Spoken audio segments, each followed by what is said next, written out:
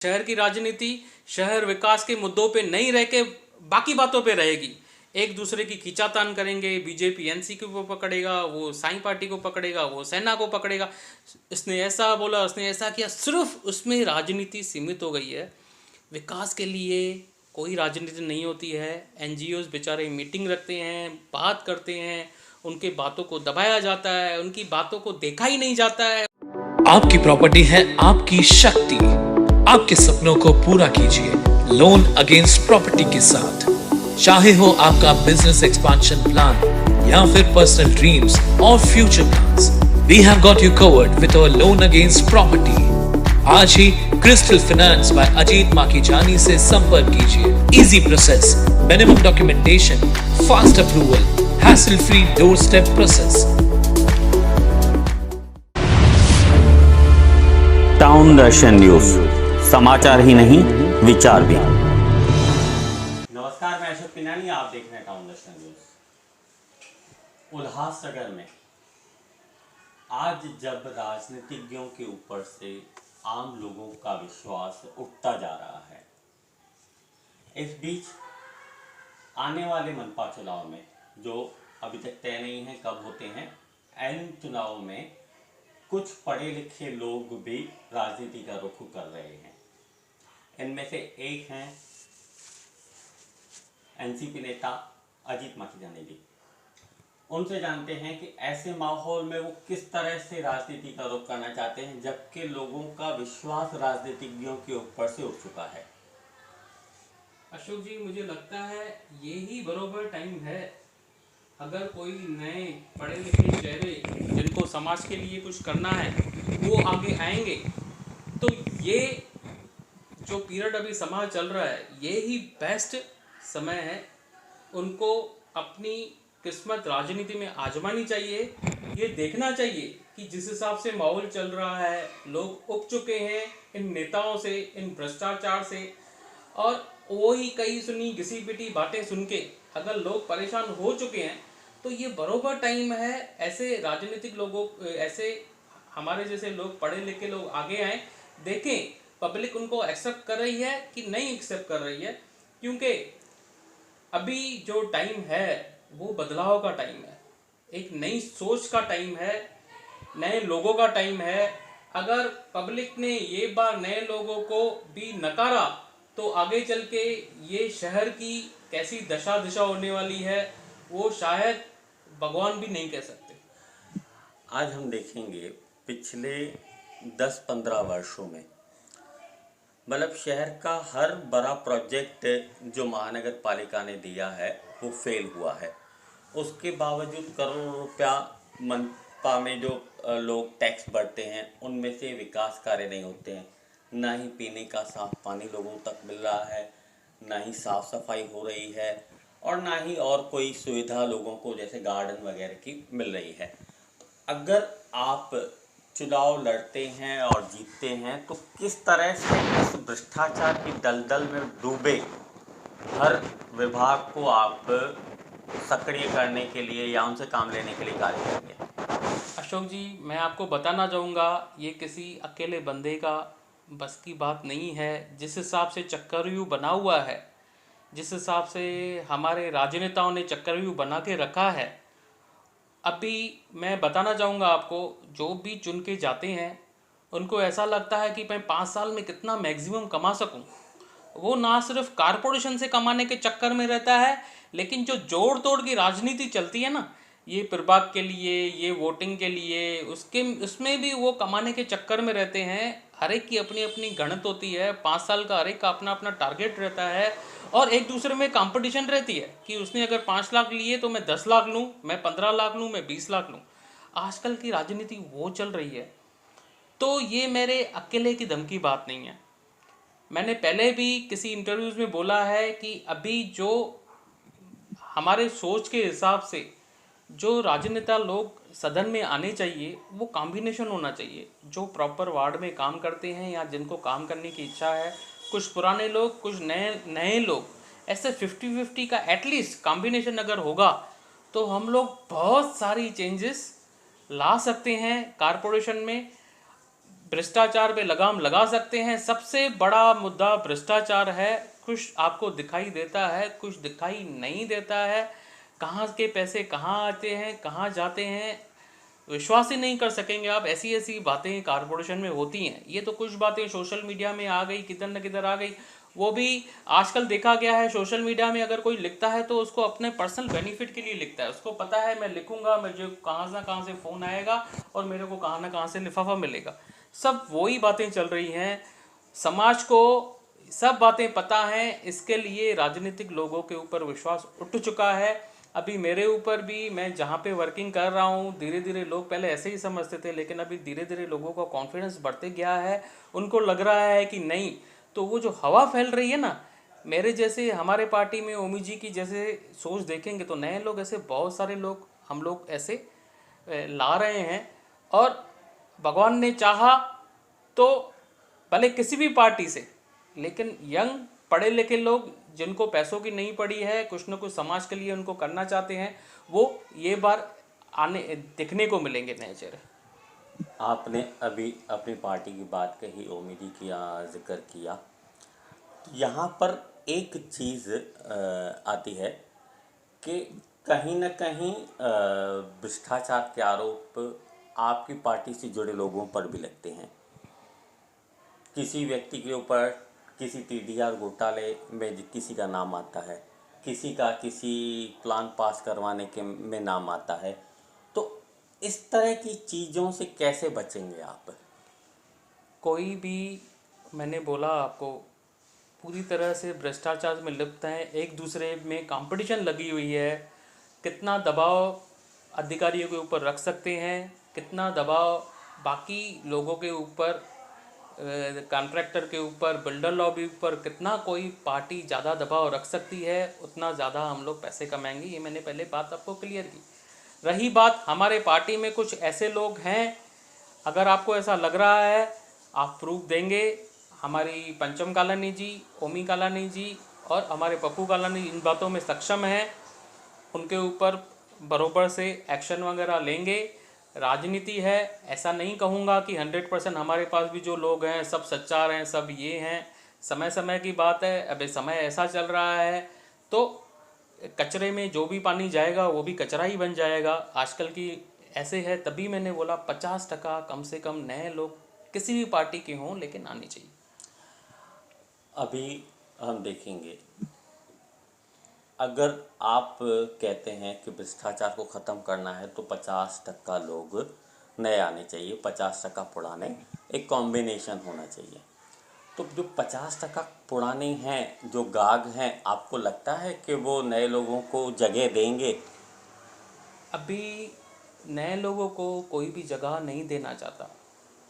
जो आजकल की राजनीति हमारे शहर में चल रही है, आप इंटरव्यूज़ देखेंगे, कोई भी पार्टी का किसी को भी खुलेआम कैमरा में दोस्त बोल देता है कि हाँ ये भले मेरा दोस्त है, हमारे राजनीतिक विचार अलग हैं, हमारे ये हैं वो। ये दोस्ती क्या है?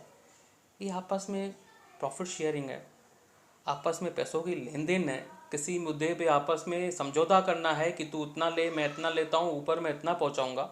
ये वो दोस्ती है। तो वो लोग कभी भी नहीं चाहेंगे कि नए चेहरे हमारे जैसे आएँ। लेकिन वो कौन होते हैं हमारे को नहीं आने वाले? हमें वोट देने वाली है जनता। जो वार्ड की जनता है, हमें जनता के बीच में जाके उनको ये सब समझाना है, भैया देखो ऐसे ऐसे हो रहा है। तुम जितना सो चुके ज़्यादा सोएंगे तो उठने की हालत में नहीं रहेंगे। अभी थोड़ा जागना पड़ेगा। आपको प्रॉपर कैंडिडेट को वोट देना है, वो हमारे को जनता को समझाना है। राजनेता कौन होते हैं हमें आने वाले या नहीं आने वाले? अभी आप कह रहे हैं कि जनता सोएगी तो उनकी हालत और ज़्यादा ख़राब हो सकती है। आज हम देखेंगे, अगर किसी परिवार के सदस्य बढ़ते हैं और वो जगह अपनी बढ़ाना चाहते हैं तो ज़्यादातर TG बना रहे हैं। एक प्रस्ताव पास हुआ है, पहले काफ़ी साल हो गए हैं, कि हाइट 18 से 20 फुट तक होनी चाहिए। अगर 18 से 20 फुट हाइट हमें मिल जाती है तो जो अनऑथोराइज के नाम पर जो TG बन रहे हैं वो बनना बंद हो जाएंगे। तो क्यों नहीं राजनीतिज्ञ या आपकी पार्टी भी कोशिश करती है कि 18 से 20 फुट तक हाइट लोगों को बनाने का मौका मिले, वो क्यों कारपोरेटर के पास जाएं, उनके पास माथा टेकें, 2200 रुपया फुट के हिसाब से वो काम करवा रहे हैं। मैंने स्टार्टिंग से लेके जब भी से आपका इंटरव्यू चालू हुआ है, मैंने एक ही बात बोली है, भ्रष्टाचार। नए नए तरीके चाहिए इन लोगों को जिससे भ्रष्टाचार हो। अगर ये सब तरीका आ गए तो भ्रष्टाचार कहाँ से होगा अशोक जी? तो उसके लिए ही नई सोच आनी चाहिए कारपोरेशन में, जो पब्लिक की भावनाओं को समझे, जनता को क्या चाहिए वो हिसाब से कानून पास करें, ना कि मुझे सबसे ज़्यादा फ़ायदा किस में होगा वो हिसाब से कानून पास हो। जो जनता की सुविधा हो, जिसमें जनता को तकलीफ़ नहीं हो, जनता का कम से कम खर्चा लगे और जनता को मैक्सिमम बेनिफिट मिले, अगर वो सोच जाएगी ना कारपोरेशन में, तो भ्रष्टाचार खुद ही कम हो जाएगा। ये नए नए कानून वैसे लाते हैं जहाँ पे मैक्सिमम भ्रष्टाचार हो। कहाँ पे भ्रष्टाचार होगा वो कानून पास करते हैं। जनता को क्या चाहिए, उनसे किसी राजनेता को मतलब ही नहीं है। कुछ लोग हैं, ऐसा नहीं मैं 100% बोलता हूँ सब गलत हैं, लेकिन मैंने आपको पहले ही बोला ये अकेले का दम नहीं है। मिनिमम अभी जैसे 78 लोग हैं, 5 काफ्ट आते हैं, कम से कम 40 लोग नई सोच वाले चाहिए। उसमें 5-7 लोग रहेंगे ना, तो वो भी यहाँ तो उनके जैसे हो जाएंगे, यहाँ तो बेचारे दब के रह जाएंगे। फिर नेक्स्ट बार सोचेंगे कि हमें इलेक्शन लड़ना है कि नहीं लड़ना है। अभी आपने जिस तरह से कहा कि नए लोग दब के रह जाएंगे, हम ये पकड़ के चलें या हम ये मान के चलें कि जो नए लोग आ रहे हैं, जैसे आप कह रहे हैं कि मैं आऊँगा, तो कुछ ना कुछ सोच आपने रखी होगी। अजीत माखीजानी जी अगर नगर सेवक बनते हैं तो वो किस तरह से कार्य करेंगे? मुझे ओमी कालानी जी ने खुद बोला है कि एक बार आप आगे आओ, क्योंकि मैं ओमी कालानी जी से बहुत सालों से जुड़ा हूँ, उनके व्यापार के साथ जुड़ा हूँ, बिजनेस पार्टनर हूँ उनका, तो उनको पता है मेरी वर्किंग कैसे है। तो उन्होंने कुछ सोच के ही मेरे को आगे लाया, और कुछ बातें उनके माइंड में मैंने मोस्टली जो बजट को लेके होती हैं, जो शहर विकास में जो बातें होनी चाहिए, वो मेरी नॉर्मली उनसे डिस्कस होती रहती हैं। तो ओमी जी की ऐसी सोच थी कि अगर तू और तेरे जैसे कुछ लोग आ गए तो हम लोग बहुत सारे बदलाव शहर में ला सकते हैं। लोग, अगर हमारे जैसे लोग कुछ आ गए तो आप हैरान हो जाएंगे। कुछ ही सालों में बहुत सारे बदलाव आपको देखने को मिलेंगे। सबसे पहले भ्रष्टाचार को लगाम लगानी है, उसके बाद जो बेसिक सुविधाएं हैं जो लोगों को चाहिए वो हम लोगों को दिलवानी है। सबसे पहला फोकस हमारा उस पर रहना चाहिए। अभी आपने कहा कि बेसिक सुविधाएं लोगों को उपलब्ध करवानी है। इसके लिए ज़रूरी है कि जो मनपा अधिकारी हैं वो भी आपको सहयोग दें। लेकिन आज के समय में देखा जाए तो मनपा अधिकारी, कोई भी बड़ी पद पे रहने वाला मनपा अधिकारी उल्लासनगर का निवासी नहीं है। तो उसमें किस तरह से सोच आएगी अब इस शहर को डेवलप करने की? अगर राजनेता में एक बार सोच आ गई ना कि मुझे शहर के लिए करना है, तो कर्मचारी लोगों की जक मार के उनकी माननी पड़ेगी। अभी राजनेता लोग ही नहीं चाहते हैं कुछ हो, तो मनपा अधिकारी, अगर आप बरोबर से अपने ऑफिस में काम नहीं करेंगे, आपका ध्यान ही नहीं रहेगा, तो आपका स्टाफ कैसे करेगा? वही बात है, पहले तो राजनेता को इच्छाशक्ति रखनी है, अपना विल पावर रखना है। आप देखेंगे आजकल की राजनीति, शहर की राजनीति, शहर विकास के मुद्दों पे नहीं रह के बाकी बातों पे रहेगी। एक दूसरे की खींचातान करेंगे। बीजेपी एनसी को पकड़ेगा, वो साई पार्टी को पकड़ेगा, वो सेना को पकड़ेगा, इसने ऐसा बोला, उसने ऐसा किया। सिर्फ उसमें राजनीति सीमित हो गई है। विकास के लिए कोई राजनीति नहीं होती है। एनजीओज बेचारे मीटिंग रखते हैं, बात करते हैं, उनके बातों को दबाया जाता है, उनकी बातों को देखा ही नहीं जाता है, उनको कुछ वैल्यू ही नहीं दी जाती है कि ये क्या है, कुछ भी बोल के हो जाएगा, हम लोग इलेक्शन में वापस आएंगे, वापस जो हमारे थोड़े बहुत लोग हैं पैसे बांटेंगे, ये करेंगे, हम लोग वापस इलेक्शन जीत के आएंगे, इसका क्या वैल्यू है? उनकी सोच वैसे हो गई है। तो हम लोगों को पब्लिक के बीच में जाना चाहिए, जैसे मैक्सिमम वोटिंग हो, लोगों को जगाना चाहिए। बाबा इलेक्शन का आखिरी दिन है, आधा घंटा पौना घंटा निकाल के आप जाओ और प्रॉपर कैंडिडेट को आप वोट करो। अगर ये अवेयरनेस, अगर लोगों ने सिर्फ वो इलेक्शन के दिन अपना आधा पौना घंटा निकाल के ये बार वोटिंग की ना अशोक जी, तो आप देखेंगे एक बड़ी लहर हमारे शहर में आएगी, एक अच्छी सोच वाली लहर हमारे शहर में आ सकती है। लेकिन पब्लिक को लास्ट डे पे आधा पौना घंटा निकाल के वोट करने जाना है। उल्लासनगर शहर व्यापारियों का शहर माना जाता है और व्यापारियों को कहीं न कहीं कालानी परिवार अहमियत देता आ रहा है। पर पिछले कुछ समय से देखा जाए तो शहर का व्यापारी वर्ग पूरी तरह से एकजुट नहीं है, कई टुकड़ों में बढ़ चुका है। आज शहर में कई शहर स्तर की व्यापारी संस्था हैं, तो ऐसे में हम देखें तो कालानियों से जुड़ी व्यापारी संस्था उतनी सक्रिय नज़र नहीं आती है। तो क्या कारण है? आपने बोला कालानियों पे व्यापारी लोगों का विश्वास है और अभी भी है और रहेगा, क्योंकि संस्थाएं अपनी जगह पे छोड़िए। किसी भी व्यापारी का कोई काम पड़ता है ना, कोई ऐसी अड़चन में आ जाता है ना, तो उनको यहाँ पप्पू कालानी याद आता है या ओमी कालानी याद आता है। वो किसी संस्था से जुड़ा हो चाहे नहीं जुड़ा हो। हाँ, आजकल की जो परिस्थिति हैं, आप देखेंगे कि व्यापारी संस्थाएं हैं, कुछ अपने हिसाब से काम कर रहे हैं, कुछ अपने हिसाब से काम कर रहे हैं। लेकिन जब भी आपने अभी संकट देखे हैं व्यापारियों के ऊपर, जो भी संकट आते हैं, तो कालानी फैमिली आगे रहती है। वो कालानी फैमिली आगे रहती है। वो ये नहीं सोचती कि ये एसोसिएशन हमारे से जुड़ी है नहीं जुड़ी है, ये आदमी किस पार्टी से बिलोंग करता है। वो कभी भी सोच कालानी फैमिली की नहीं रही है और नहीं व्यापारी की सोच रही है। आप अभी भी जाएंगे, व्यापारी लोगों से पूछेंगे कि आपको किसके ऊपर विश्वास है, तो आपको बरोबर जवाब मिलेगा कि सिर्फ हमें और सिर्फ कालानी फैमिली पे विश्वास है, क्योंकि उनको जो सुरक्षा चाहिए उनको पता है वो सिर्फ कालानी फैमिली दे सकती है। आज के समय में शहर में सबसे बड़ा मुद्दा है खतरनाक इमारतों का। पिछले कुछ समय में ये देखा गया है कि जो खतरनाक इमारतें हैं वो तोड़ी जा रही हैं, उनके जो प्लाट हैं उस पर जो लैंडलॉर्ड है वो उस पर कब्जा करने की कोशिश कर रहे हैं। तो ऐसे में बचने के लिए लोगों को क्या करना चाहिए? सोसाइटी बनानी चाहिए? किस तरह से उनको आप मार्गदर्शन देंगे? सबसे पहले उनको अपनी सोसाइटी बनानी चाहिए जिसके प्लॉट रिजर्वेशन वगैरह में नहीं है।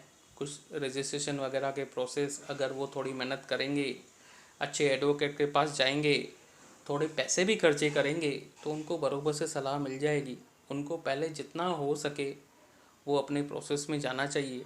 बाकी ये अगर जीआर का इंतज़ार करेंगे, जो हम लोग सालों से सुनते आ रहे हैं, तो जीआर आता है नहीं आता है, आता है उसमें क्या आता है, पहले भी जो आया उसमें क्या है, वो सबके सामने है। अपनी रक्षा खुद को करनी है, कोई राजनेता आके आपको बचाने वाला नहीं है। आप अपने पहले पेपर्स जितने हो सकें किसी एडवोकेट के पास आप जाइए। सोसाइटी बन सकती है, सोसाइटी बनाइए। प्लॉट कन्वेंस होता है, प्लॉट कन्वेंस कीजिए। आप बोलेंगे कोई बिल्डर आएगा हमें बिल्डिंग बना के देगा, फिर उसमें भी कुछ मेंबर्स ऐसे रहते हैं जो बिल्डर को ब्लैकमेल करते हैं। एक दो मेंबर वैसे हर एक बिल्डिंग में रहते ही हैं जो बिल्डर को ब्लैकमेल करते हैं। उसके लिए कोई बिल्डर आना भी पसंद नहीं करता है, कोई हाथ में लेते हैं भाग जाते हैं। और राजनेता को तो पड़ी ही नहीं है, उसको ऐसे लगेगा कि चलो ये बिल्डर आएगा, अगर मुझे 2-3 लाख देगा तो मैं बिल्डर का साइड लूँगा, वो लोगों का साइड नहीं लेने वाला। तो आप किसी अच्छे एडवोकेट को कंसल्ट करके अपने जितना हो सके पेपर वर्क सीधा कीजिए और बिल्डिंग रिपेयर वगैरह जितना आपका हो सकता है, कोई अच्छा आर्किटेक्ट पकड़िए। कैसे आप काम कर सकते हो, क्या कर सकते हो, खुद को करना है आपको। तो आपका भी यही मानना है कि लोगों को खुद जागरूक होना पड़ेगा, खुद के लिए लड़ना पड़ेगा, खुद के लिए सही डिसीजन लेने पड़ेंगे, अच्छे प्रतिनिधि जनप्रतिनिधियों को चुनना होगा, तभी शहर का मैंने वही बोला। आप पब्लिक इलेक्शन का जब भी टाइम आता है प्रॉपर कैंडिडेट को वोट करने जाएं। आपका आधा पौना घंटा जाएगा और वो दिन ऐसा रहता है सब राजनेता आपके आगे पीछे रहते हैं, आपको गाड़ियां भी देंगे, सब चीज़ें मुहैया कराएंगे, आप उनका भरपूर फ़ायदा लो। लेकिन आप वोट करने जाइए, कोई ना कोई अच्छा कैंडिडेट ढूंढिए। आपको लग रहा है कोई अच्छा कैंडिडेट नहीं है, फिर भी वोट करने चाहिए। नोटा का ऑप्शन आपके पास अवेलेबल है। बरोबर से जो लोग खड़े हैं उनको पता होना चाहिए कि मेरी कितनी वैल्यू है। आप पिछला रिकॉर्ड देखेंगे, अगर पैनल में 20,000 वोट है, 2,000 वोट किसको मिल जाता है? वो नगर सेवक है। 10% वोट मिलते हैं, वो आपके ऊपर राज करता है। 2000 वोट में से भी 500,000 वोट ऐसे रहेंगे जो उन्होंने पैसों से खरीदे हैं। मतलब 500,000 वाले ही सिर्फ आप पे राज कर रहे हैं।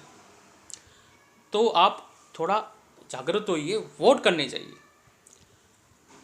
हम यही चाहेंगे कि अजीत माखीजानी जी जैसे अपील कर रहे हैं कि लोग वोट करने ज़रूर जाएं। जो अच्छा जनप्रतिनिधि उन्हें लगे, जो अच्छा उम्मीदवार उन्हें लगे, उन्हें वोट करें। अगर आपको लगता है कि आपकी नज़र में कोई अच्छा उम्मीदवार आपके पैनल से, वार्ड से नहीं खड़ा है, तो भी आप वोट करें, नोटा को वोट करें। याद रखें, आपका भविष्य आपके हाथ में है। टाउन दर्शन इसी तरह से शहर के जाने माने लोगों और बुद्धिजीवियों से मुलाकात का दौर जारी रखेगा। अजीत माखीजानी जी, टाउन दर्शन से बात करने के लिए धन्यवाद। जय झूलेलाल। टाउन दर्शन न्यूज़, समाचार ही नहीं, विचार भी।